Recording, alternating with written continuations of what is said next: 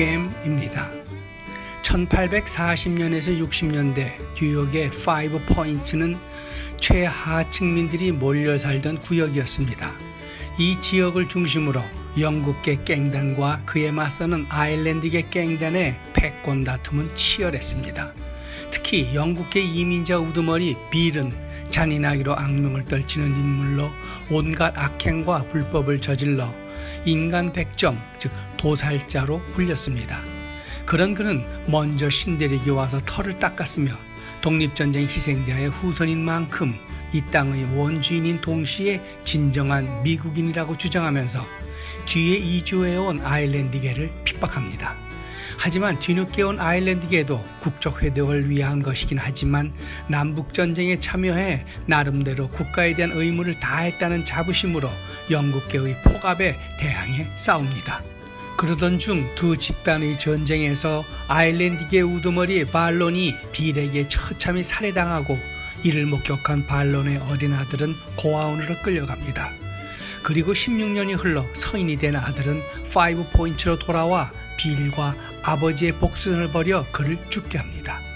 16세기 과도기 미국의 이민자들 사이의 갈등을 그린 영화 갱스 오브 뉴욕 이야기입니다.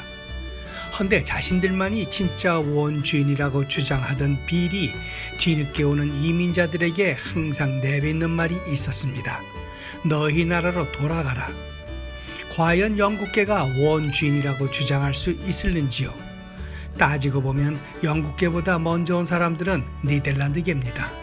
해서 그들은 맨하탄 지역을 네덜란드 수도 이름을 따라 뉴 암스테르담이라고 불렀습니다. 후에 영국이 뉴욕으로 그 명칭을 바꾸기 전까진 말입니다.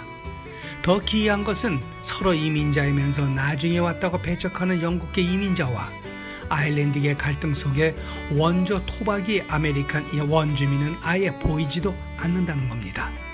그럼에도 누가 누구에게 너희 나라로 돌아가라고 할 수 있는 것인지, 네덜란드계 특히 인디언에게는 어처구니 없는 일일 것입니다. 그래서 그런지 빌에게 살해당한 아일랜드 우두머리 발론의 아들 이름이 암스테르담인 것은 영국과 아일랜드의 우선권 다툼에 조소를 던지기에 충분해 보입니다.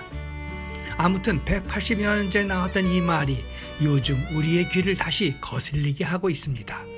미국 내 아시아계 이민자 차별은 그동안 흑백 갈등에 상대적으로 가려져 왔습니다.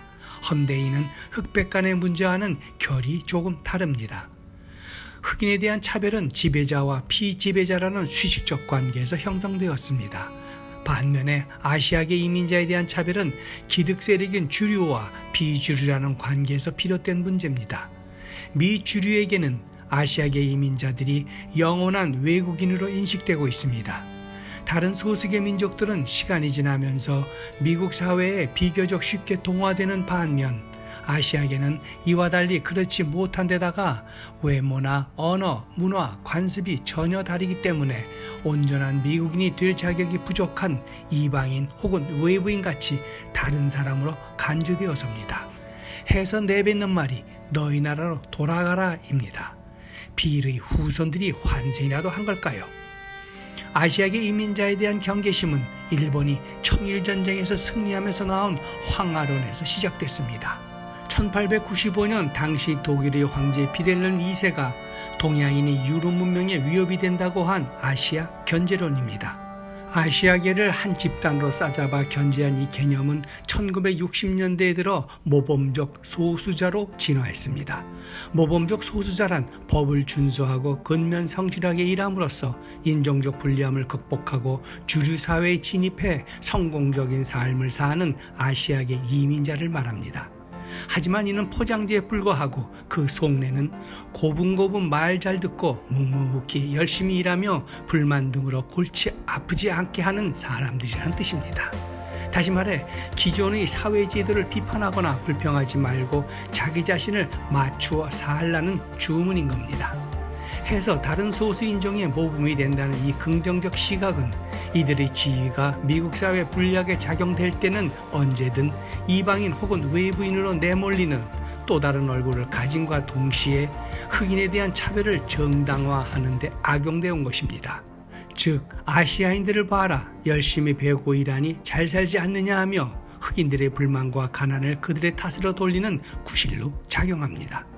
그러다 보니 흑인들은 지난 200여 년간 백인과 함께 오늘의 미국을 이룩한 일원이었음에도 이민 역사가 상대적으로 짧은 아시아계와 비교당하는 피해의식에 더해 주류 구성원에서 밀리는 박탈감이 겹치면서 분노와 증오로 연결된다는 얘기입니다. 여기에 중국이 경제적 부흥으로 미국의 맞서로 부각되면서 재조명되는 황하론이 코로나 사태를 맞아 중국 바이러스니 황색 경보니 하는 낙인과 함께 다시 고개를 드는 겁니다. 그런데 가만히 들여다보면 아시아계에도 일면 책임은 있습니다. 그동안 아시아계 이민자들은 대부분 문제를 일으키지 않고 조용히 자기 할 일을 열심히 해 주류 사회에서 인정받으려 노력했습니다. 그것이 성공이라고 여겼기 때문입니다. 해서 서로 부당한 대우를 받더라도 맞서 싸우지 않고 참으며 열심히 일만 할 뿐이었습니다.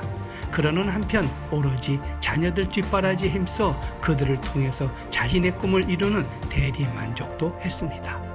그리고는 어느 정도 아메리칸 드림을 달성했다는 자족감에 일하면 언사적인 모범적 소수자란 이미지에 안주했습니다. 다시 말해 미주류 지위에는 아직 이르지 못했지만 언젠가는 그들과 어깨를 나란히 할 것이라는 믿음에 충실했기 때문에 아시아계에 대한 차별을 비중 있게 받아들이거나 그 저항의 목소리가 크지 않았다는 겁니다. 물론 그동안 목소리를 내었지만 주류가 제대로 듣지 않았다는 항변도 있습니다. 그러나 한편 흑인이나 또 다른 인종 소수자들보다는 우월하다고 스스로 차별화하는 경향도 있었던 겁니다. 이러한 요소들이 아시아계는 문제를 일으키지 않는다는 편견으로 연결되고 증오의 쉬운 대상으로 인식되었다는 겁니다. 그러던 차 최근 한인 여성 4명을 포함해 총 8명이 희생당한 애틀란타 총격 사건을 계기로 미국 사회에 오랫동안 뿌리 깊게 박혀있던 이 문제가 수면 위로 떠오르고 있는 것입니다. 바이든 대통령의 4대 국정 과제 중 하나가 미국 내 인종 평등입니다. 하지만 이는 주로 흑백 갈등에 초점이 맞춰져 있었기 때문에 아시아계 차별 문제는 뒤로 밀릴 수 있습니다. 미국 전체 인구의 약 5 내지 6%밖에 되지 않고 그나마 흑백처럼 단일한 집단 간의 갈등이 아니라 아시아계 집단은 그 안에 무수한 민족적 다양성 때문에 정치적으로 단일한 목소리를 내기도 쉽지 않은 한계도 있어서입니다. 다소 늦은 감은 있지만 이제라도 모두 일어서 함께 큰 목소리를 낼 때가 되었습니다. 어떠한 차별도 용납해서는 안 될 것입니다. 하지만 먼저 여기서 우리가 이만큼 살 수 있는 터전이 제도적으로 마련되기까지에는 아주 오래전부터 이 땅에 깊이 뿌려진 가혹하게 쏟았던 수고의 땀과 인종차별의 유산을 멍에처럼 메고 흘린 흑인들의 희생의 피가 배어있음도 상기해야 합니다. 애당초 모범적 소수자라는 개념의 근거가 빈약하기도 하지만 이 말은 뒤집어 보면 비모범적 소수자도 있다는 의미도 간과하지 말아야 하겠습니다. 인종 간의 분열을 조장하는 또 하나의 숨겨진 차별 전략으로 배제할 수 없기 때문에 그들이 방패 도구에서 벗어나 정당한 권리 쟁취에 나서야 하는 이유입니다. 성서에 이런 이야기가 나옵니다. 포도원에 이른 아침에 온 일꾼이나 낮에, 오후에 그리고 저녁에 온 모두가 같은 하루 품삯을 받는다는 이야기. 이는 먼저 오건 뒤에 오건 각자의 위치에서 주어진 책임과 의무를 다할 때 차별 없는 동일한 자격이 주어진다는 의미일 것입니다. 오늘의 영상은 여기까지입니다.